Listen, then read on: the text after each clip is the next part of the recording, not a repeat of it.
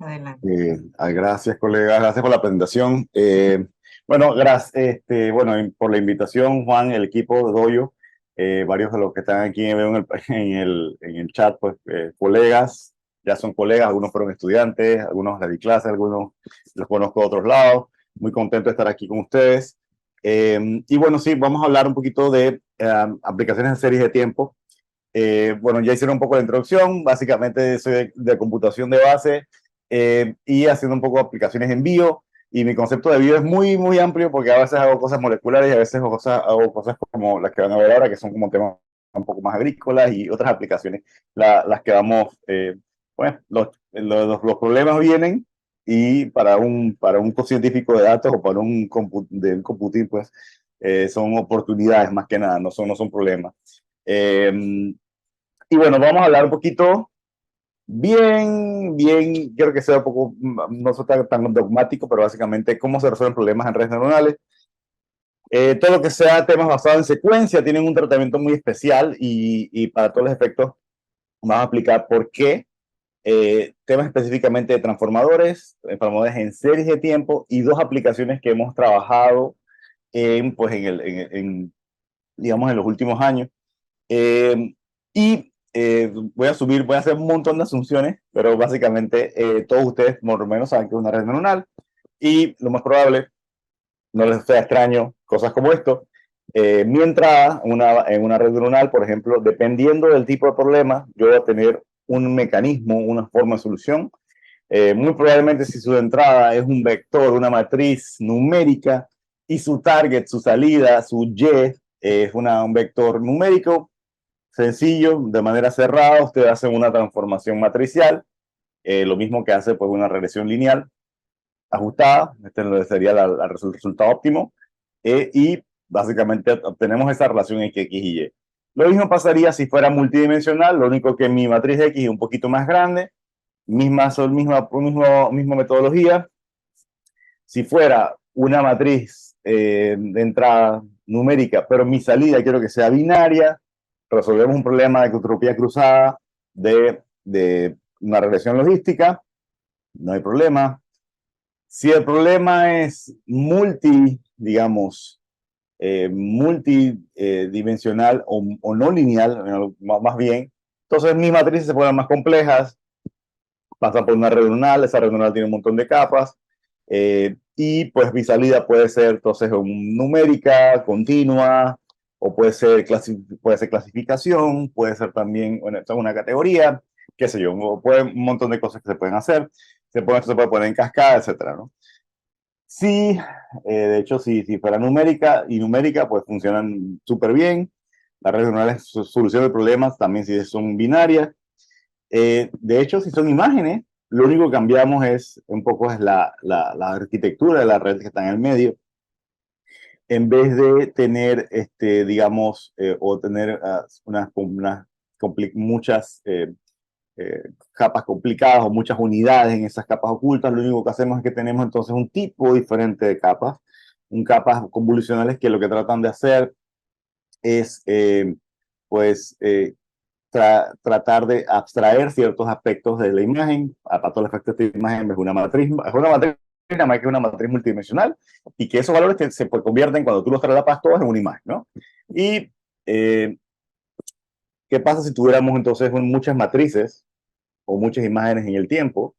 Pues entonces ahora agregamos a nuestra matriz una dimensión espacial o temporal, y entonces tenemos otro tipo de redes. Cambiamos la metodología de la red. Muy probablemente vamos a tener entonces que lo que queremos hacer es verificar alguna variable y cómo se mueve en el tiempo. Muy probablemente eh, la arquitectura de esas unidades ocultas va a cambiar, pues muy probablemente puede ser una red recurrente con GRU o con LSTM o algún tipo particular de operaciones internas. Para todos los efectos, pues lo único que cambia es la unidad. ¿Qué tal si tenemos entonces otro tipo de series y más bien series temporales? Muy probablemente lo que queremos hacer es ver cómo se comporta, entender los parámetros esos internos de la secuencia, verificar cómo un punto específico. Muy probablemente vamos a dividir esto en una parte de aprendizaje y otra de entrenamiento, o sea, para entrenarlo y ver qué es lo que predice. Muy probablemente lo que queremos hacer es que nuestro red aprenda los parámetros y pueda predecir hacia el futuro, ¿sí? Lo que se llaman, estos son estos dos problemas que se predicen, pues que son como que son en la secuencia, predicción dentro de la secuencia, es decir, yo entreno con 6 semanas para predecir la séptima, o agarro las 7 semanas para predecir la octava, ¿sí? In sequence o out of sequence, ¿no? De hecho, todos estos modelos basados en secuencia tienen una particularidad, es que yo quiero agarrar una trama de eventos, llámese datos, llámese, y lo que quiero hacer es transformarla en un dominio que muy probablemente puede ser dentro de la misma secuencia, puede ser un poquito días después de la misma secuencia, pero más en el futuro, o probablemente quiero hacer algo totalmente random, que es básicamente llevarlo en otro dominio. Por ejemplo, estos problemas se condensan en esto que se llama modelo basado en secuencia, ¿no? Esto que está aquí es full creación de Andrew Ng del curso de Coursera. Por favor, mírenlo, es un curso maravilloso. Creo que te abre un mundo a todo este tipo de cosas que son bien diferentes, ¿no? Porque, por ejemplo, en reconocimiento del habla, yo quiero entender vocablos, pero mi dominio de salida es, o mi Y, realmente es texto. O sea que audio, patrones en audio se convierten en texto. Si son dominios diferentes. O la generación de música, dado un parámetro, un patrón, un estilo, entonces tú crees entonces música, básicamente en escrita, pues notas, estilos, qué sé yo, clasificación de sentimientos, y probablemente tienes un video, una imagen, o muy probablemente un texto, y lo que quieres ver es cómo se traduce eso en estrellitas, ¿no? O en un sistema de clasificación, bueno o malo, 1 a 5, o algún sistema que tenga un tipo de ranking.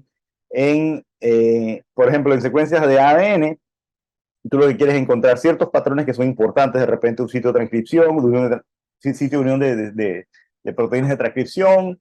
Entonces lo que tú te estás haciendo es diferente porque tú estás buscando dentro de la misma secuencia qué es lo que es diferente. Traducción de máquina, tú tienes una secuencia que está en un dominio, que es en un lenguaje particular, con cierta gramática particular, y tú quieres llevarlo a otro dominio con otra gramática particular.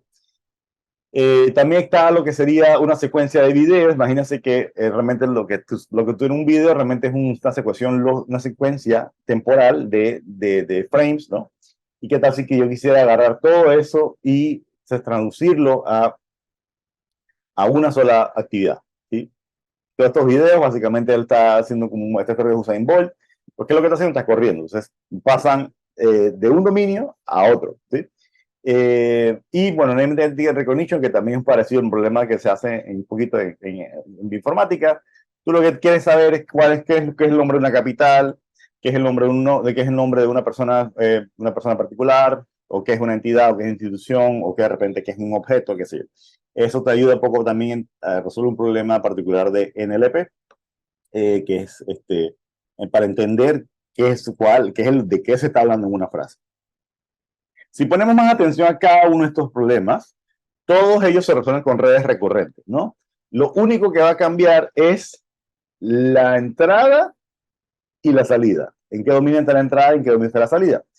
Si el dominio está en el mismo, muy probablemente tengo múltiples entradas y tengo múltiples salidas, pero cada una de ellas tiene un tag. Por ejemplo, el problema de secuencia análisis o de name entity recognition, lo que tengo es un modelo many to many. ¿Sí? Muchas entradas que yo quiero que lo que salgan es en ese mismo dominio, me salgan esas muchas, pero me salgan con un cierto tag, con cierta afinidad, qué sé yo. Que me digan si es parte de un dominio proteico, qué sé yo, o si es parte de pues, un nombre propio, qué sé yo. También están las que son un problema que sería many to one, que tú tienes múltiples entradas, pero quieres una salida, ¿sí?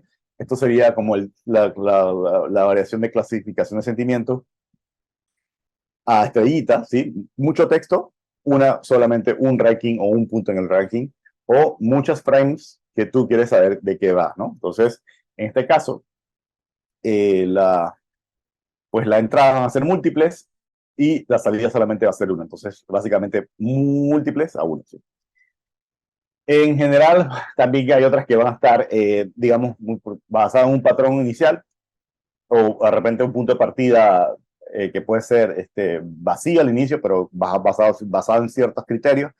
La red va a ir generando notas, en este caso notas, que están asociadas a la anterior, obviamente para hacer pues una figura particular, pues fusa o semifusa, tú tienes que tener el contexto de de cómo es o cómo es el acorde, etcétera, o cómo es el arpegio en total, y tienes que tener en contexto de qué es lo que había antes. En traducción de máquinas tienes muchas entradas y múltiples salidas, pero hay un offset, ¿sí? Porque muy probablemente la estructura o el dominio en que está la entrada no es el mismo el dominio o estructura, bueno, en esta estructura lingüística, las reglas gramaticales son diferentes en inglés y en español. Voulez-vous de chanter avec moi? Obviamente cambia un poco, bueno, obviamente estas dos palabras eh, eh, cambian en inglés, obviamente en inglés entonces tienes otra gramática, qué sé yo. Al fin y al cabo, todas estas estructuras que son de redes recurrentes van a resolver estos problemas. Uno a uno a muchos, muchos a uno, muchos a muchos, con distinción de dominio, muchos a muchos, pero que el mismo dominio, ¿no? Y vamos a enfocarnos entonces en estas dos que son particulares para entender un poco la dinámica de la serie de tiempo. Y una distinción, yo ahorita estoy hablando de redes recurrentes, independientemente si sean una activación súper simple, una tangente hiperbólica, o si hacen estructuras basadas en long short-term memories o gated recurring units, básicamente para todos los efectos. Lo que cambia por dentro serían pues las estructuras internas, qué pasa, con qué hay en ciertas memorias, hay ciertas memorias que se conectan hacia atrás, otras hacia adelante. Todo ese cuento pues es harina otro costal, pero en este caso estamos hablando de modelo basado en secuencia. Entonces, eh, vamos a introducir un término que por muchos es básicamente desconocido, pero cuando hablamos de transformadores, muy probablemente, yo creo que no, pero de cierta edad pensamos en transformadores, se produce un transformador del IRRE, totalmente del IRRE, de nudo de Natura y del IRRE, o muy probablemente pensamos pues, en la serie animada que nos transformó y por eso que estamos aquí hablando de computación, porque muy probablemente queríamos tener o hacer o manejar un robot, muy probablemente la serie Transformers. Pero en el caso que estamos hablando de redes profundas, muy probablemente vamos a hablar de estos tipos de transformadores, los transformadores que le quitaron el trono a las redes recurrentes del tipo Long Short Term Memories. Ya de 2017, Leo Dirac y sus amigos, pues obviamente ayudaron a que esto fuera así, porque, bueno, básicamente propusieron otra arquitectura basada en autoencoders y mecanismos de autoatención para poder resolver problemas que tendría que haber consecuencias. Obviamente hay limitaciones en los modelos basados en secuencias. Hay todo un tema y voy a tirar para atrás un segundito nada más, pero hay todo un tema de cuán largo, ¿sí? Cuán largo atrás puedo entender, ¿no? Muy probablemente esto es fácil para una red LSTM también, y también quizás esto, pero esto que está acá, cuando tengo contextos, cuando tengo que acordarme de la palabra importante de hace 3 páginas en el libro, para el humano es complicado, para las máquinas igual de complicado, porque entonces, cómo asignas prioridad? ¿Qué palabra realmente necesitas ahora, no? Y en el mejor de los casos, cuando tienes un libro, tú tiras hacia atrás, o si está muy bien, si es un libro de texto, está muy bien señalizado, y te dice, no, como se dijo en el capítulo 3, y tú vas al capítulo 3 y dices, ok, este concepto va con esto, correcto. Pero para las máquinas, este tema, pues todavía es un tema por resolver. En el caso más interesante, eh, lo que se tuvo que hacer es básicamente entender las dependencias que hay entre los tokens o entre partes de lo que está trabajando, ¿no? Porque no tiene que ser solamente texto, de repente una imagen que tiene que ver con la que tuvo en algún inicio, en algún punto, obviamente van a venir a la cabeza todo este tipo de películas que son no lineales o que son lo que le llama pues de una estructura postmoderna que no comienzan al inicio, sino comienzan en el capítulo 3, Tarantino, Kill Bill, todos estos cuentos, ¿no? ¿Cómo sabes cómo sabes qué tenía sentido? ¿Qué te tenías que acordar para poder entender lo que está ahorita, ¿no? Eh, todo esto, pues, básicamente se fusionó, se logró trabajar con una arquitectura de encoding and decoding que para todos los efectos no es más que, que un autoencoder de lo que es una red que tiene como entrada y salida lo mismo y que lo que aprende realmente son compresiones o una medida, una forma más eficiente de representar los estados. En el caso de una red recurrente many-to-many, como sería la traducción, Machine Translation, básicamente sería algo como esto. Si tuviéramos que trabajar un texto en inglés, pues hay una parte que es un encoder que básicamente van a tener cabezas de atención con entradas residuales y que van a estar interconectadas y que del otro lado, pues van a tener en el otro dominio, vamos a decirlo así, cuando hablamos del lenguaje, pues hay un montón de otras capas que se ocupan de hacer pues el decoding, ¿no? En tal que básicamente esto se entiende, toda la frase se entiende y toda la frase como tal se mantiene, se va manteniendo la estructura del otro lado en el decoder, ¿no? Esto es una explicación completamente banal, pero bueno, por ahí saldrá un experto que lo explicará mejor, lo siento desde ahora, pero básicamente es lo que hace, ¿no? Trata de entender, trata de entender esas cosas que podrían pasar por alto, aumentar esa capacidad a través pues, de una compresión, ¿sí? Una forma de verlo, y como están por ahí en todos los papers, que para todos los efectos no es la mejor, no es la mejor, nunca ha sido como la aplicación que más me gusta, pero básicamente es que tienes muchas cabezas de atención que se repiten por un número particular de capas y que están conectadas entonces pues de un lado a un dominio y del otro lado pues a otro dominio, y que es el encoding, y que pues juntos pues hacen que exista cabezas de atención particulares, se ocupan de partes del texto o del video, qué sé yo, y que pues realmente aumentan mucho la capacidad de estas redes recurrentes.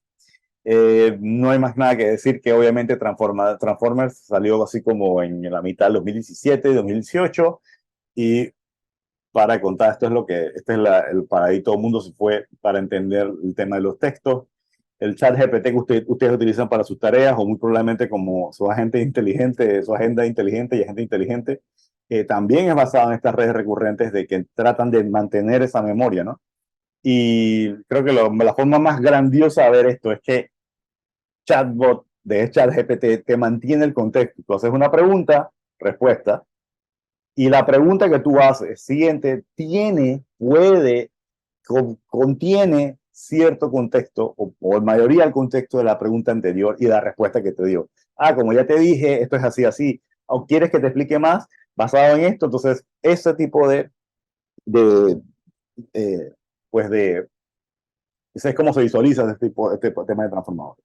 Obviamente, ni hablar todo lo que existe de 2018 hasta acá, un montón de transformadores, cada vez entendiendo más cantidad de tokens. Las semanas pasadas, obviamente, lo que sacó ChatGPT, que básicamente hasta 200 páginas, eso es 200 millones de tokens, qué sé yo.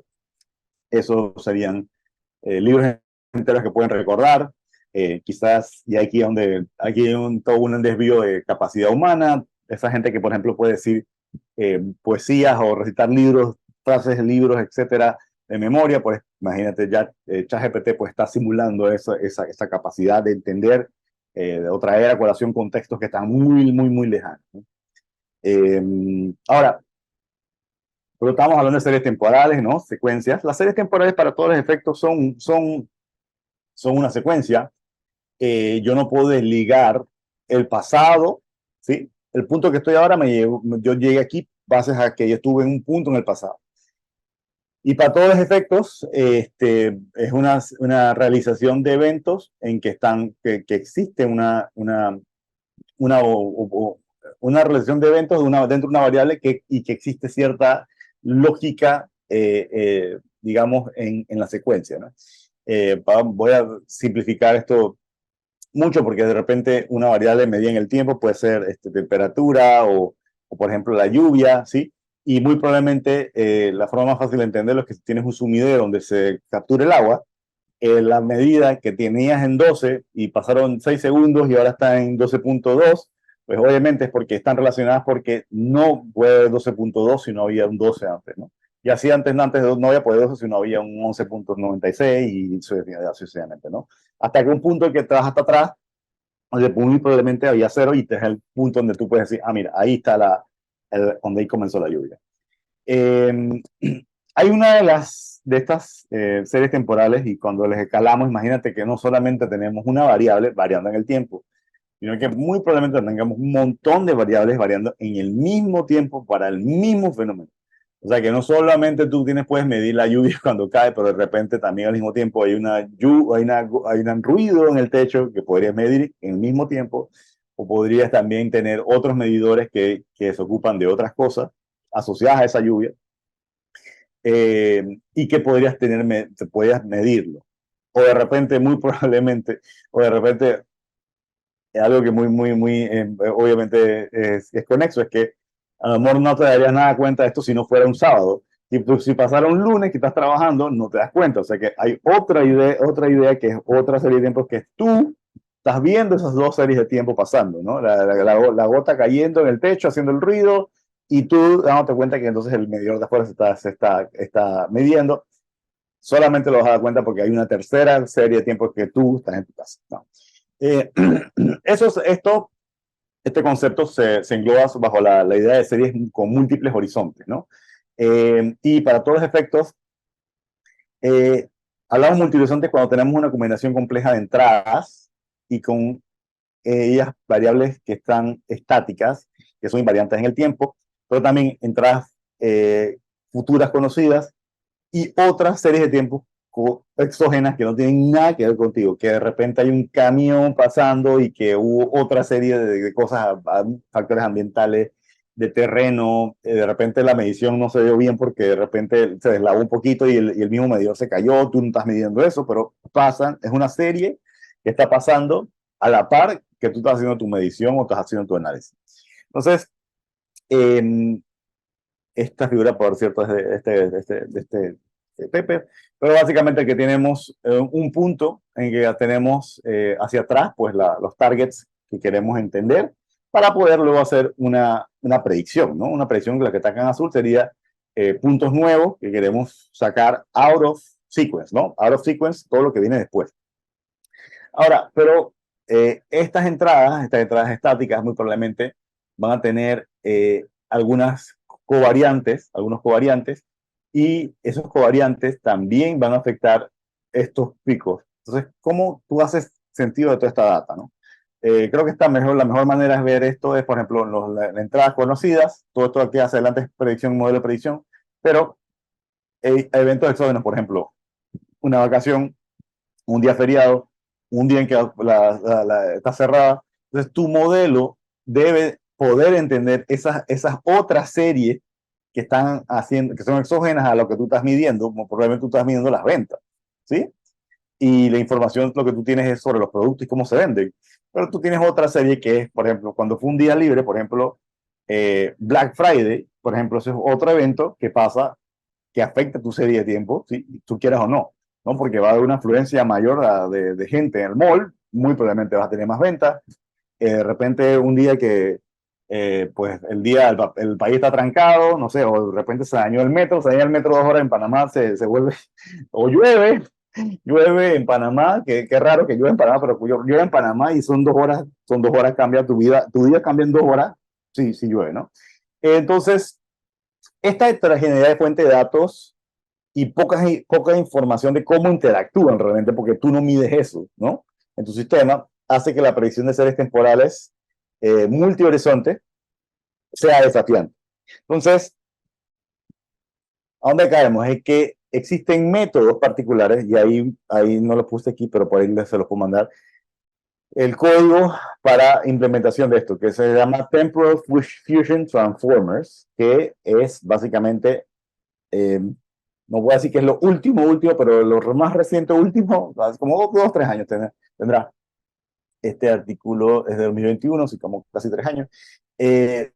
Para predicción multihorizonte se usa entonces lo que yo voy a llamar ahorita en adelante TFT, las Temporal Fusion Transformers, que utilizan aspectos de los transformadores de la secuencia para entender la fusión que hay entre múltiples secuencias temporales, ¿no?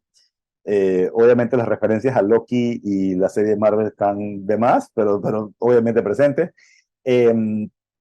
Este tipo de diagrama es el que tienen en el paper y que siempre a mí termina siendo un dolor de cabeza leer, pero para todos los efectos quiero que vean dos cosas. Esto no más que nada es una serie de tiempo, ¿no? Con sus realizaciones XT hasta a un punto, de XT menos K, XT.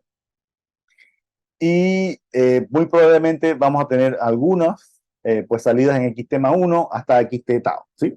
Y que esas realizaciones en el futuro, que yo voy a predecir, también van a estar afectadas por otras series que yo no estoy midiendo. ¿Sí? Porque muy probablemente yo quiero predecir hacia adelante, pero de repente yo quiero predecir hasta el 31, 1, 2, 3 y 4 de enero. Muy probablemente esas ventas de ese momento sean las más bajas. Todo el mundo está compartiendo pavo, viajando, qué sé yo, en otra cosa, no están comprando, ¿no? Incluye las redes LSTM, tienen un modelo de Short-Term Memory, tiene encoder y decoders hacia en el tiempo, pero también tiene un mecanismo de lo que llaman el Temporal Fusion Decoder, que tiene unas unidades llamadas Gated Recurring Residual Networks, y que todas estas residual networks van a esta idea, a estas múltiples cabezas de atención, que luego entonces hacen o se encargan de la predicción de los puntos hacia adelante, ¿no? Y para todos los efectos tengo una serie de entradas que voy a ir prediciendo entonces con múltiples series a la vez. A todos los efectos eso es lo que es. A todos los efectos pues tenemos capacidades de autoencoding, tenemos el STM, múltiples cabezales y pues básicamente salidas del codificador y codificador que están enlazadas a la información que son relevantes para la predicción futura. Ok, básicamente múltiples aspectos de la serie futura se ajustan al mismo tiempo, ¿no? Y esto lo hace poderoso. De hecho, otra cosa que lo hace poderoso es que tiene la capacidad de predecir hacia adelante secuencialmente. Obviamente, esto depende a la vez. El T más 1, ¿sí? Depende al mismo tiempo del anterior, pero también depende de las variables exógenas. Y existe entonces cuando el T más 2 va a depender del anterior, de todos los demás y de todas las variables exógenas. Y así obviamente, pero va a mantener entonces la coherencia en la predicción. Y básicamente por eso es que tiene un mecanismo de memoria, de atención, múltiples cabezas y todo el cuento de cómo comprimes la información más interesante, ¿no? Hacen un encoder, un autoencoder. Y gracias al mecanismo multicabezal, la red aprende automáticamente el peso óptimo para cada retraso. Esto aquí no lo quise explicar, pero recuérdense que cuando tienes múltiples series de tiempo, tú muy probablemente el P más 1 de tu serie, de la variable que estás midiendo, sea afectado con retraso de otra variable. Porque, por ejemplo, el caso muy panameño y bien aterrizado, es que la pérdida de agua en el lago Alajuela, en el canal de Panamá, no afecta al canal directamente, lo afecta dentro de 7 días o de 114 días, ¿no?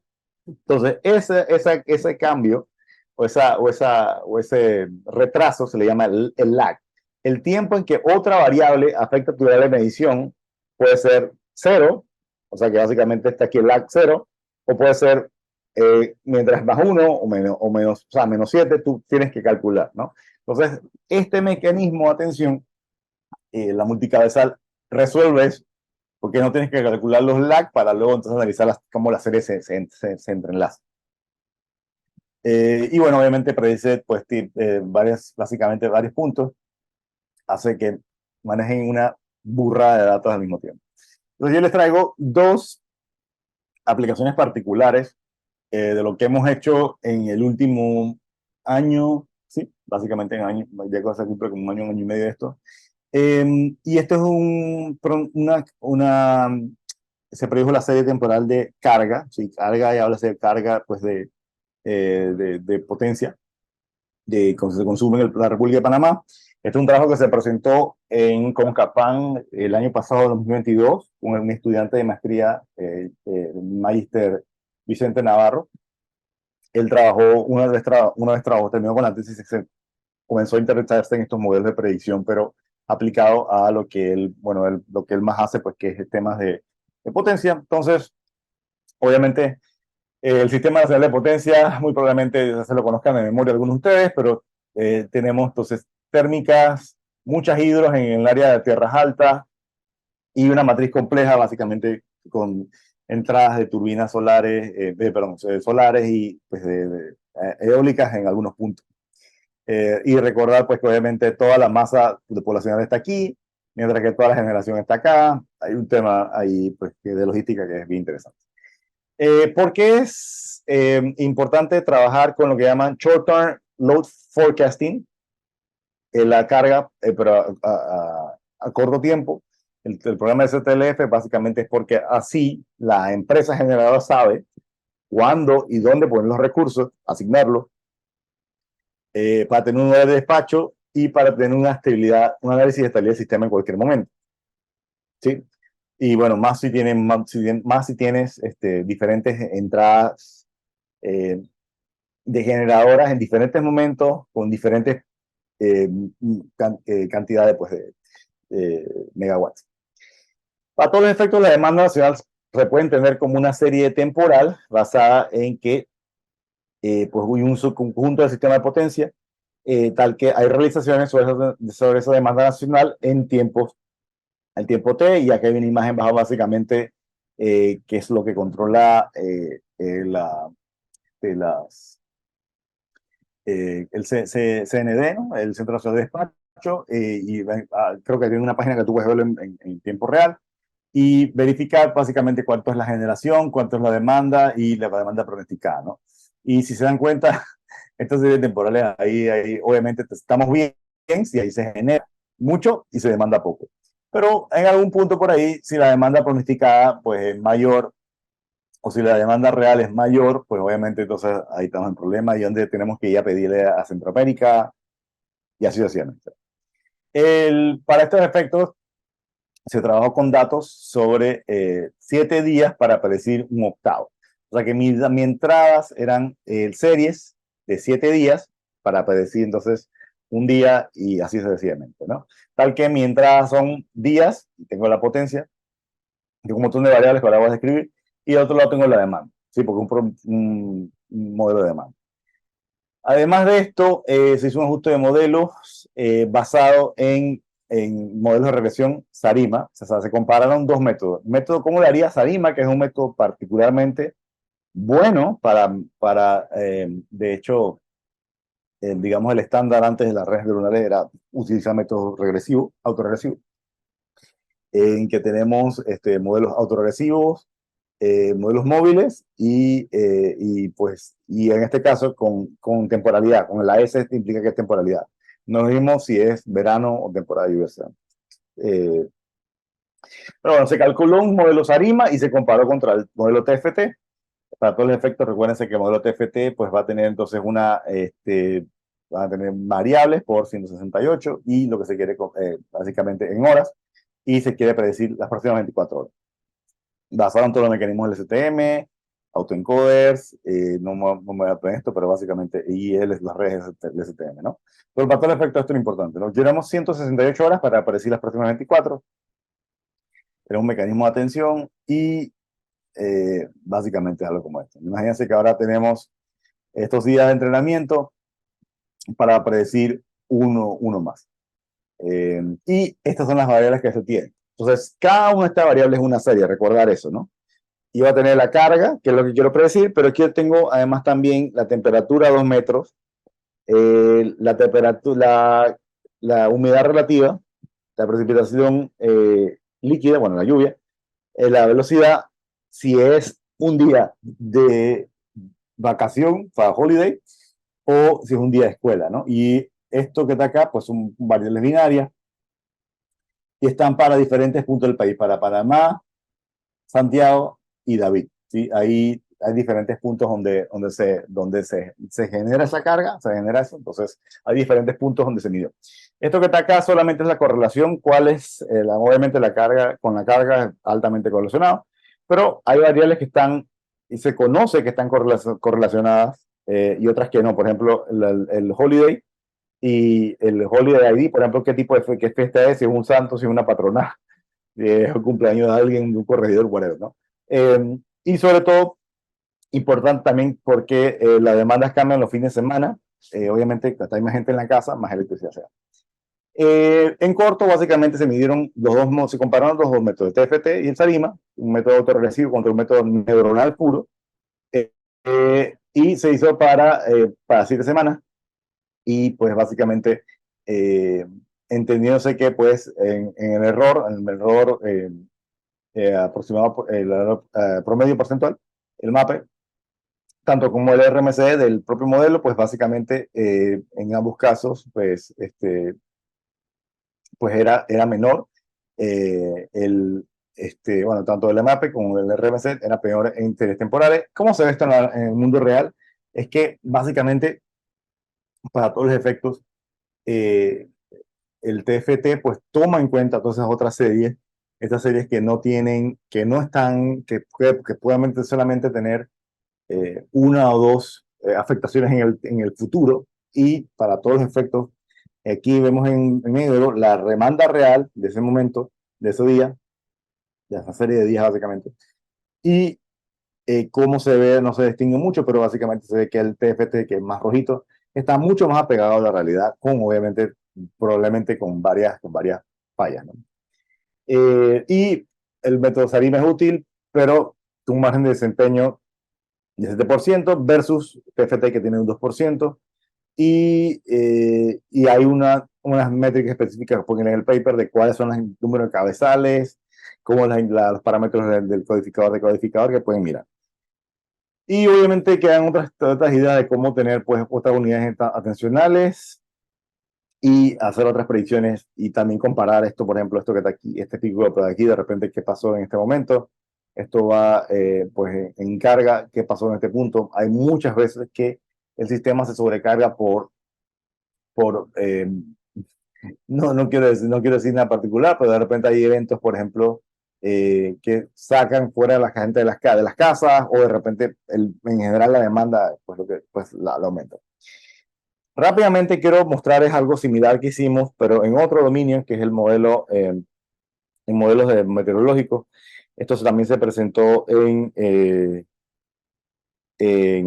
una conferencia hace poco, en noviembre, a inicio de noviembre, en la Organización Mexicana de Meteorología. Y básicamente, ¿por qué nos interesa también este tema? Bueno, obviamente la producción agrícola está en estos lados, nosotros venimos acá. En el medio, obviamente, hay temas logísticos, y el tema es, bueno, hemos trabajado antes, no lo mencioné, pero hemos trabajado antes también de hecho, en cómo predecir el maíz. Es interesante cómo funciona, y en el caso de este paper fue así de siglo, fue con otra estudiante, Marlene. Y bueno, Azuero es bien interesante, tiene unas características muy interesantes, porque desde el punto de vista meteorológico pasas del arco seco a una gran masa, a una gran bahía, a un gran profundo mar, y en el medio hay montañas. Entonces, meteorológicamente es bien interesante. De hecho, muy interesante saber que cuando vas a otros lados, y que, sí, tú estás trabajando en acero, wow, porque de este lado conocí muy húmedo, de este lado muy caliente, ¿sí? Y muy seco. Y de hecho, bueno, ahí de todos lados, de este lado hay un tipo de agricultura, de este lado otro tipo de agricultura, más ganadería de este lado también, y más, digamos, maíz, arroz, más maíz más que nada de este lado. Pero en general, quisimos ver cómo se comportan esta serie de tiempo y estos métodos en esta serie de tiempo. De hecho, un poquito más del contexto, muy rápidamente, es que esta idea de norte-sur, ¿sí? Hay localidades al norte y al sur donde hay, pues, digamos, cultivos, pero también hoy a otra demanda de cultivo, de agua de cultivos, pero también meteorológicamente es muy diferente eh, al norte y al sur. Y hay una distinción de los análisis que hicimos. Utilizamos inicialmente 13 estaciones meteorológicas de arriba de 50 años, ¿sí? Las más grandes, sí, las más largas. Y vemos que cómo se comportan mes a mes, básicamente las localidades al norte, pues mucho más secas que las del sur. Existe lo que es el fenómeno de Benito San Juan, que es muy conocido, o la canícula, que aunque el invierno comience, ¿sí? Todo esto que está acá sería muy poca lluvia, hacia acá más lluvia, y estas caídas, obviamente, es el Benito San Juan. Eh, Sobre la predicción particularmente, hicimos lo mismo.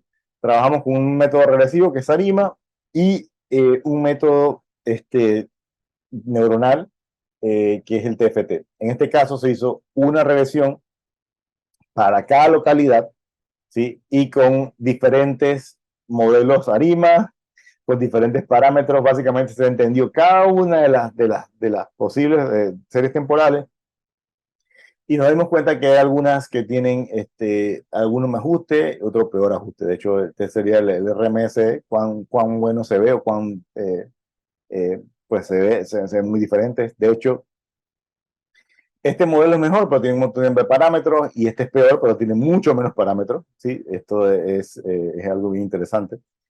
Esto es como se ve. De hecho, la que tiene mejor ajuste se ve así. Básicamente, utilizamos toda la serie que había para elegido, y no quiero hablar sin la prueba, pero básicamente este sería este acá. Queremos, para elegido sería desde el año 72, ¿sí? Para predecir unos 3 años. Entonces, imagínate agarrar toda la serie que hay hacia atrás, a ver, 82, 92, 2002, 2012, casi 40 años para predecir los últimos 3. ¿Sí? Y en corto, pues básicamente así mismo algunos algoritmos para PC, para predecir el 2015, los últimos años de esta serie. Este es un UGT malo, básicamente este modelo de regresión no ajusta bien, no predice bien, no podemos utilizarlo para predecir. Estas predicciones son in-sequence. Y por último, entonces vimos que, bueno, pero ¿qué pasa sería si ponemos este mismo problema con TFT? Y pues básicamente con 288 unidades ocultas y una cabeza de atención, por mucho, esta es la serie la más larga, que es la de Los Santos, por mucho es mejor. De hecho, casi que reduce el error, eh, el error a la mitad, ¿sí? Y es mucho, o sea, para todos los efectos, pues hace que sea un método valioso para predicción de redes neuronales. Y como trabajo futuro, pues nos interesa en este caso en particular utilizarlo para hacer este método para hacer otros análisis. De hecho, esta serie de los también queremos analizar otra análisis particular, que es de dinámica, que básicamente entiendes la serie y la entiendes como un modelo dinámico, y esto tiene que ver con un poquito con análisis no lineal, teoría de caos, pero bueno, pero también es una de las cosas que queremos hacer con esta serie. Bueno, en la conclusión, no tengo una conclusión tan general, pero las puedo decir es que estos métodos son extremadamente interesantes. Hay que hacer un salto de fe bastante grande, porque en el medio está el tema de transformadores. Vamos a estar forzados, al que quiera hacerlo va a estar forzado a leer esa literatura de modelos de secuencia, y específicamente cómo se usan en, en modelos de texto, ¿sí? Así que un poco, de hecho, por ahí van a ver otro trabajo que es como gemelo de porque utilizamos transformadores, pero para otro en textos, pero para todos los efectos, pues sigue siendo una otra aplicación de los transformadores. Yo creo que puedo parar aquí. Si hay alguna pregunta, pues quedo al tanto. Gracias.